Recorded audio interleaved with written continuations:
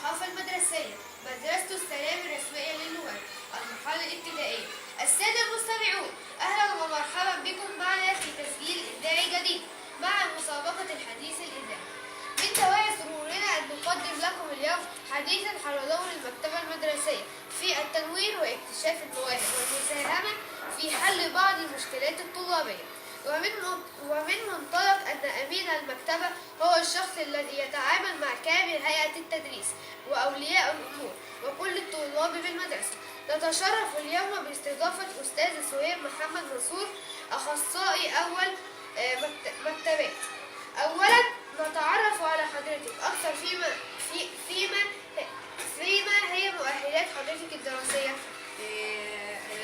بسم الله الرحمن الرحيم. السلام عليكم ورحمة الله وبركاته.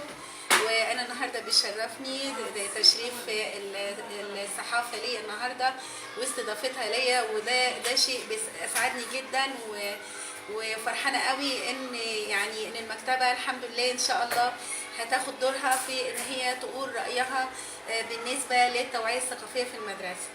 أنا سهير محمد منصور، خريجة آثار مصرية عام 1984، وكمان حصلت على آداب لغة إنجليزية عام 2008، وحصلت على دبلومة في التربية برضو 2014، وحصل برضو على شهادة من جامعة أوريجون في كندا عن reading و speaking skills، ودي مهارات القراءة والاستماع.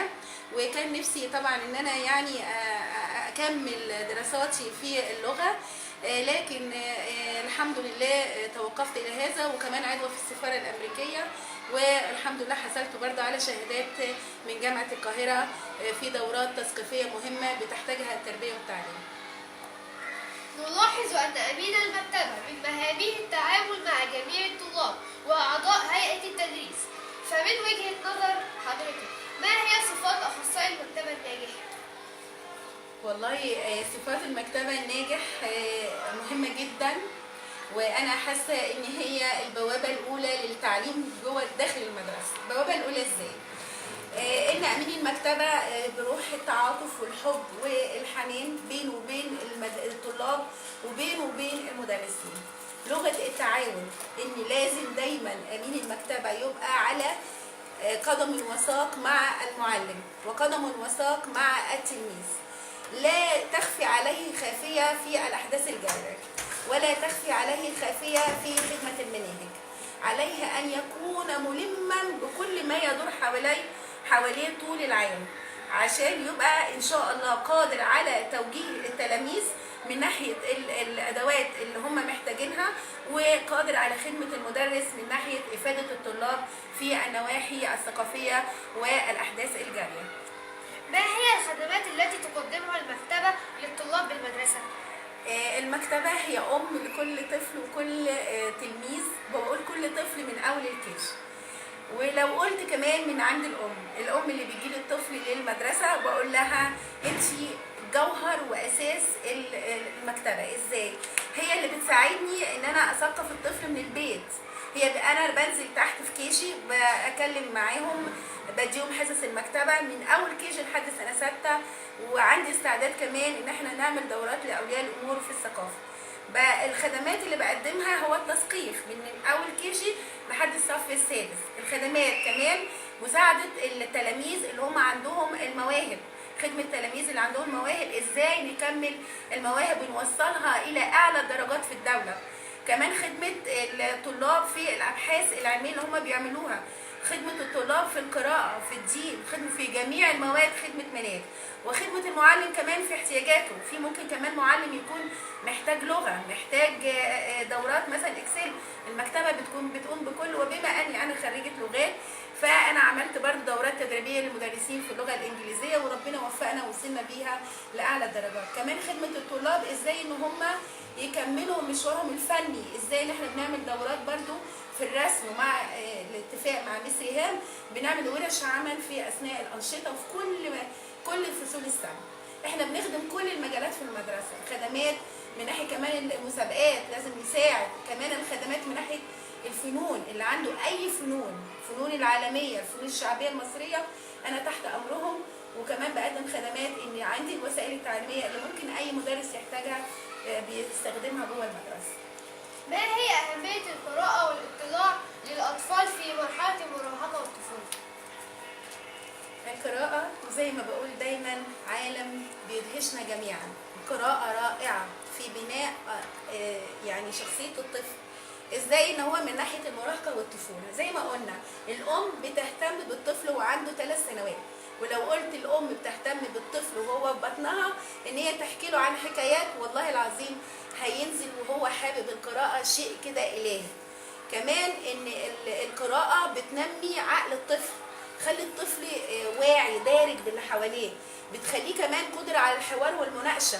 ممكن يقف في الفصل لو المدرس عنده موضوع معين والطفل ده قرا فيه بيكون سباق في النقاش مع المدرس، وده بيرفع الروح المعنوية للطفل، خصوصا الأطفال اللي عندهم مشاكل في ان هم مش واصلين للمستوى المطلوب في المدرسة، او الطفل اللي عنده مشكلة نفسية. ممكن القراءة تحل قوي معاه مشاكله، ممكن ترفع من شأنه، ممكن تخليه الأوائل من الطلاب، وده بفضل رعاية أمينة المكتبة للطفل. بالنسبة للمراهق ان هي تحميه من مخاطر الحياة. ازاي؟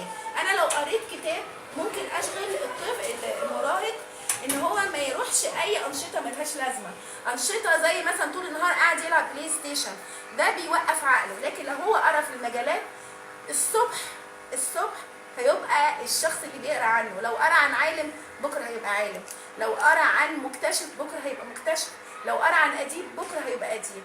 لان المراهق والطفل لما بيقرا قصه خصوصا قبل النوم بين اليقظه وبين الاحلام بتنمي عنده الرغبه في تطبيق الشخصيات اللي هو قراها. عشان كده انا بقول دايما لاولياء الامور او للاولاد لما تيجوا تقروا قصه اقروا قصه عن شخصيات عملت دور في حياتها. ما هي أنواع المسابقات التي تقدمها المكتبة للطلاب كنشاط طلابي؟ جميل. المسابقات عندنا متنوعة جدا، منها المسابقات الدينية، منها المسابقات الثقافية، ممكن هنا المسابقات الرياضية، وممكن مسابقات متنوعة بتخدم الأولاد خلال الأحداث الجارية. قد فازت مدرستنا مرتين على التوالي بمسابقة نجم المكتبة على مستوى الإدارة والمديرية، فهل يمكن أن نتعرف أكثر على تفاصيلها؟ الحمد لله احنا سنتين، السنة اللي فاتت في نجم المكتبة الطالبة هاجر باسم دي كسبت في نجمة المكتبة، وبعدين نورين بعدها في النشاط الصيفي وطلعت على مستوى المديرية وكانت برضو من الأوائل في إدارة حلوان. ودي نجم المكتبة بيقرأ في موضوعات معينة بتختارها الوزارة والمهارات المكتبية، ايه هي شغل أمينة المكتبة. فلو الطالب عرف شغل أمينة المكتبة وأتقن المهارات المكتبية وأتقن الكتب كذلك التي تبعث إلينا الوزارة بها، فالطالب ده بيبقى نجم من نجوم المكتبة. طبعا دي وعلاوة على ان هو بيبقى متميز بالنسبة للأولاد الآخرين. ما هي المكافآت التي تقدمها الوزارة للطلاب تشجيعا لها، وهل هي مرضية فعلا؟ المكافآت اللي بتقدمها الوزارة هي للأسف يعني هي مكافآت رمزية جدا جدا، ولكن بصراحة هي مش بالنسبة للناس اللي هي حابة الناحية المادية مش بترضيهم. لكن الاب والام والامينه المكتبه اللي بعتت ابنها او بنتها ان تبقى نجمه من نجمات المكتبه بتكسب تراث ثقافي لا يقدر بثمن. اما الناحيه الماديه فهي غير مجديه للاسف، وانا بالنسبه لي الثقافه لا تقدر بثمن. كيف يمكن للمكتبه وامين المكتبه اكتشاف المواهب للطلاب وتوجيهها بشكل صحيح؟ اكتشاف المواهب مثلا احنا اولا حب الاخصائي للطلبه هو ده اللي بيخلي، هو ده الخيط اللي بنشد بيه امين المكتبه الطالب الموهوب. يجب ان يشعر الطالب حب اخصائي المكتبه ليه، وفي الحاله دي الطالب بنفسه هو اللي هيتجه.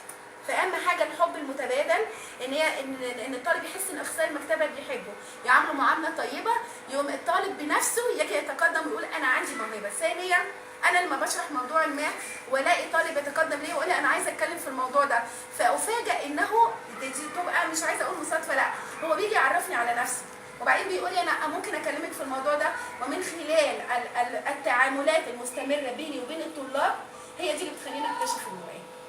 ورد الينا هذا العام ضروره تفعيل مشروع جديد تحت عنوان بنك المعرفه، فهل يمكن معرفه تفاصيل اكثر هذا المشروع وما يمكن ان يضيفه للطلاب؟ بنك المعرفة المصري هي فكرة جميلة أطلقها رئيس عبد الفتاح السيسي في 14 يناير 2014، وكان نفسه إن الموضوع ده يدعم بشكل كبير، وفعلا دعم من قبل كل المراكز والشركات اللي هي بتهتم بالثقافة، وتعاونت معانا بعد ما كنا بندفع نص مليون على كل مثقف عايز ياخد أبحاث علمية من بره. كانت الجامعات بتدفع، وكان كلنا كنا بندفع فلوس عشان ناخد ثقافة. فاتفقنا مع الجهات دي ان هم يعملوا دعم لينا من خلال ان احنا ننشر لهم الحاجات او الانشطه الثقافيه اللي هم بيقدموها لنا. الرئيس السيسي اصر ان الطلاب المصريين ان هم يتجهوا الى بنك المعرفه المصري، وان هم بدل ما يتجهوا للويكيبيديا او اي حد بينزل معلومات على جوجل، فممكن تكون هذه المعلومات غير موثقه او غير دقيقه، بدليل انت لو دخلت على اي موضوع تلاقي كل واحد مديك تاريخ مختلف. اما بنك المعرفه المصري موثق من جميع الجهات الثقافيه في المجتمع، والحمد لله بتدي معلومات موثوق منها بدرجه 100%. احنا لازم يكون لنا بنك معرفه ما نعتمدش على الاخرين، ودي كان اول مرحله عملها البرنامج التخصصي المختص بالتعليم في وزاره التربيه والتعليم، وعمل بوابات للاطفال الصغار وبوابات للهواه وبوابات للطلاب والباحثين. اما الباحثين فعليهم اتجاه للجامعات ما يقدروش يخشوا على بنك المعرفه. انتوا تقدروا تخشوا وانتوا تقدروا تتعاملوا مع بنك المعرفه من خلال تسجيل بياناتكم على بنك المعرفه. ولحسن الحظ ان المكتبه هي المسؤوله عن تسجيل اسماء الاولاد للاشتراك في بنك المعرفه المصري. موضوع مهم جدا والدوله مستمره فيه، والحمد لله معلومات قيمه جدا ان شاء الله نستفيد منها جميعا باذن الله. هل تسهم المكتبة في نشر القيم والسلوكيات الطيبة بين الطلاب؟ ده نشر القيم والسلوكيات الطيبة هي دور المكتبة، ودور المكتبة في تعديل السلوك من خلال الحمد لله الأجهزة التكنولوجية اللي موجودة بالمكتبة. علينا ان احنا الحمد لله عندنا بروجيكتور، عندنا كمبيوتر، عندنا السماعات الصوتية العالية، بنيجي مع كل حدث جاري يحمل قيم ثقافية بنعرضها على تلاميذ المدرسة، والحمد لله بنعرضها من خلال صفحة المكتبة ومن خلال قناة المكتبة على اليوتيوب اللي هيتم إطلاقها إن شاء الله خلال الشهر.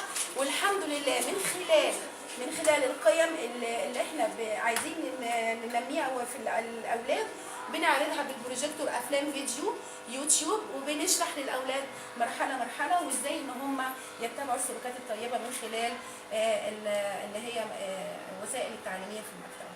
هل يمكن ذكر أمثلة؟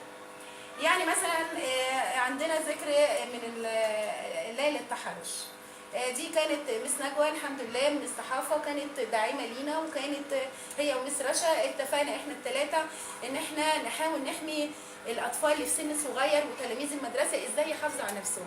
والحمد لله احنا كنا ثلاثه وعملنا فيديو عن ليله التحرش، جبنا فيه بنت بتتكلم عن دور الطفل وحمايته، دورنا نحو حمايه الطفل، وسجلنا الفيلم دوت وراح الوزاره ومس نجوى كانت مشرفه عليه، وكلنا تابعنا كل يعني مراحل ازاي اولا ايه هي اشكال التحرش وازاي الطفل يحمي نفسه من خلال النصايح اللي احنا قدمناها له. فيلم يعني قدمناه للاولاد السنه اللي فاتت واللي قبله كمان. وفي كمان عن القيم الدينيه قدمنا اصحاب الجنه لفصل تاني اول، وكلمنا عن ان الزكاه وان فعل الخير هو اللي بيكتر الخيرات في حياتنا. لو انا معايا فلوس وعايزه ازودها، لو معايا خير وعايزه ازوده من خلال اصحاب الجنه، قدمنا فيديو فصل تاني اول انبهر جدا وخدوا جوائز على اجابه الاسئله ازاي الزكاه بتزيد الخير في بيت كل مسلم وطبعا اكيد مسيحي. هل هناك دور للمكتبة في نشر الوعي القومي وبث روح الانتماء للوطن؟ الحمد لله الوعي القومي بالنسبه لنا مهم جدا جدا جدا، وخصوصا في الحياه اللي احنا عايشينها اليومين دول. احنا بنعيش لحظات حرجه جدا، وناس بتحاول تفرق بيننا وبين يعني بيننا كمسلمين ومسيحيين. احنا نسيج واحد واحنا قلب واحد واحنا وطن واحد. اللي طلع وانتصر في اكتوبر كان مين؟ كان بيتر ومحمد. بيتر ومحمد كانوا شايلين علم مصر في نصر اكتوبر. مين اللي وقع جدار خط بارليف؟ باقي زكي يوسف كان مسيحي ومعاه جمال كان مسلم. هما الاثنين اللي وقعوا جدار خط بارليف اللي كان حاجز بيننا وبين احلامنا، اللي كان حاجز بيننا وبين ارضنا عند اسرائيل. المسلم والمسيحي محمد وبيتر، جمال وباقي زكي يوسف يعود، هما الاثنين اللي دفعونا للنصر. ويقول رسولنا الكريم: من يؤذي مسيحيا او يؤذي اي حد اخر، الرسول حجيجه يوم القيامه وايمانه ناقص ولن يدخل الجنه. من يؤذي اي حد، اي مسيح، لا يدخل الجنه. هل تتصدق ان الرسول قال لنا مش هتخش الجنه لو اتعاملت وحش مع اخوك المسيحي؟ احنا نسيج واحد، واحنا قلب واحد، احنا وطن واحد. ناس بتخش جوانا عايزه تفرقنا، وده مش هيحصل، مش ممكن، لان دم محمد وبيتر على ارض سينا. وكيف يكون هذا؟ بالنسبه ازاي ان احنا ندعي؟ اولا ما نستمعش لاي اي حد يفرق بينا، ما نسمعش للكلام، ما نستمعش للفتن، ما نستمعش لاي حد يفرق بينا. انا النهارده عندي امبارح في حفله امبارح عملناها، عروسه المولد كانت طالعه مع بابا نويل، ده احتفالنا احنا الاثنين. كانت جيسيكا وجنب ايه، الاثنين هما حافظه الايه القران الكريم، ودي حافظه لسيده مريم وافضلها والطاهره البتول، اللي احنا دايما هي بتبقى قدوه للبنات في التربيه والتعليم الحمد لله في الاحداث الدينيه. هل المكتبة دور في تعديل سلوكيات الطلاب وزيادة ارتباطهم بالمدرسة؟ أكيد. بصوا يا ولاد، دلوقتي أنا لما أقول مثلا إزاي تعديل في السلوك، أنا لما أقول للبنت تعالي اقرأي، والبنت دي تكون ما عندهاش أي اهتمام بالقراءة، أول ما تقرأ في إيه؟ هتروح عند السلوك، القصص التهذيبية، هتقرأ في السلوكيات، هتقول السلوك هيتعدل، القراءة هتخليها هي نفسها تتغير. ليه؟ عشان هتحاول تتبع السلوكيات الإيجابية داخل المدرسة، وتبقى ليها شخصيه زي ما انا قلت لك مختلفه خالص. انتوا كلكم لو دخلتوا قراتوا هتلاقوا نفسكم شخصيات مختلفه، اختلفتوا خالص، هتبتدوا تحسوا بنفسكم، تحسوا ان انتوا اختلفتوا، المعلومات اللي جوه دماغكم هتحسوا ان انتوا لكم قيمه في المجتمع. هل هناك أمثلة لحالات واجهت حضرتك فعلا؟ امثله؟ بالنسبه انا عندي بنت جميله جدا، يعني انا مش مصدقه ان هي كانت للاسف عندها ملاحق، وكانت الملاحق دي في مواد يعني مش يعني كانت هي عائق بالنسبه لها، لكن انا بالقراءه في المكتبه اصبحت من الاوائل في المدرسه، ودي معجزه. انا لحد دلوقتي لما بشوفها بتطلع بيكرموها ان هي متفوقه في المواد، اللغه العربيه والدين وان شاء الله كمان والدراسات، وهي فاضل لنا بس الساينس والماس، وانا بكمل معاها المسيره عشان تطلع الاولى على المدرسه، وهي من البنات المشتركين في مسابقه دبي، ومش هي بس وطلبه تانيين. وأخيرا نتطلب من حضرتك نصيحة إلى أولادك وبناتك بالمدرسة. هل هناك دور لأولياء الأمور في نجاح أنشطة المكتبة؟ ما هي كلمتك لها؟